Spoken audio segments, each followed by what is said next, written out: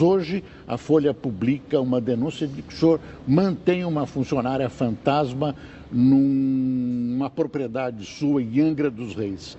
E a outra questão era a incompatibilidade dos seus salários como parlamentar com o patrimônio que o senhor possui.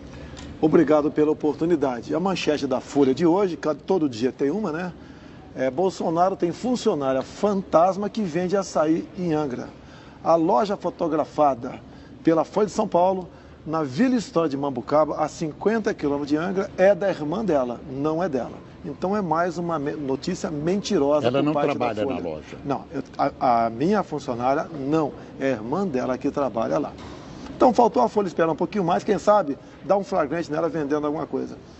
Não fizeram isso. E não iam conseguir fazer isso aí. Agora, ela poderia até esporadicamente entrar na loja da irmã. Qual o problema? Okay? Agora, uma denúncia mentirosa, até porque, por coincidência, nesse dia eu estava vindo para cá, passei na Vila História de Mambucaba e atendi a Folha por 1h20 mais ou menos. Em nenhum momento eles perguntaram se a Valderice era dona daquela lojinha de açaí e vendia açaí. Tentaram o tempo todo dizer que ela era uma caseira minha, outra mentira. Como não tiveram base para fazer essa outra falsa acusação, fizeram como dona de uma lojinha que vende açaí, que eu duvido que fature mais de R$20 por dia líquidos. E a questão patrimonial? E a questão patrimonial? Olha só, eu sofro, logicamente, denúncias e sou investigado o tempo todo, até pela minha situação de pré-candidato bem posicionado. A questão da avaliação patrimonial. Ninguém descobriu imóvel em meio lugar nenhum.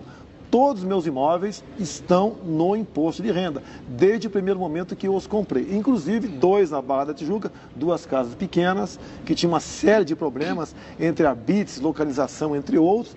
E fui denunciado há 2 anos e pouco, o MP investigou e o senhor Rodrigo Janot escreveu que aquelas 2 propriedades que eu comprei naquela época, à vista, eram compatíveis com o valor de mercado e nenhuma suspeição de lavagem de dinheiro foi encontrada naquela transação, assina Rodrigo Janot. Agora a Folha não pode querer agora assumir o papel do Ministério Público também. Aí não teve um contrato passado por baixo do valor, como muita gente costuma fazer no Brasil? Isso é quase uma regra no Brasil, tá? É quase uma regra.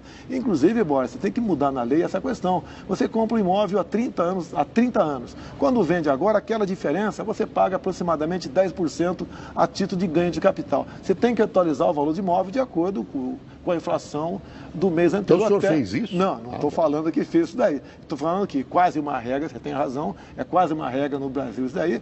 E se não tivesse essa questão, com toda certeza esse problema não apareceria agora. Deputado, eu queria lhe fazer uma pergunta sobre economia. Até essa reportagem que mostramos há pouco no Rede TV News, a Standard & Poor's rebaixou a nota de crédito do Brasil e uma das principais justificativas foi por causa do atraso na aprovação da reforma da Previdência. A gente sabe que o senhor tem se reunido, encontrado muito investidores, tanto aqui como fora do país, em Nova York, e o seu principal consultor em economia é o Paulo Guedes, que é um economista notoriamente liberal e favorável à reforma da Previdência.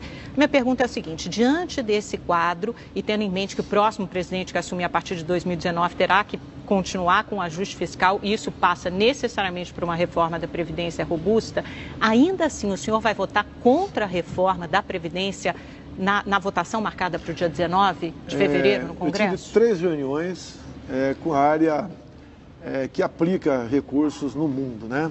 Nos Estados Unidos, bem como com a Câmara do Comércio do Brasil e Estados Unidos, e algumas reuniões aqui no Brasil. Para todos eu falei o seguinte: a reforma possível é essa, e expus para eles. Essa proposta por Meirelles não será aprovada, ainda será dada munição para o PT crescer por ocasião das eleições.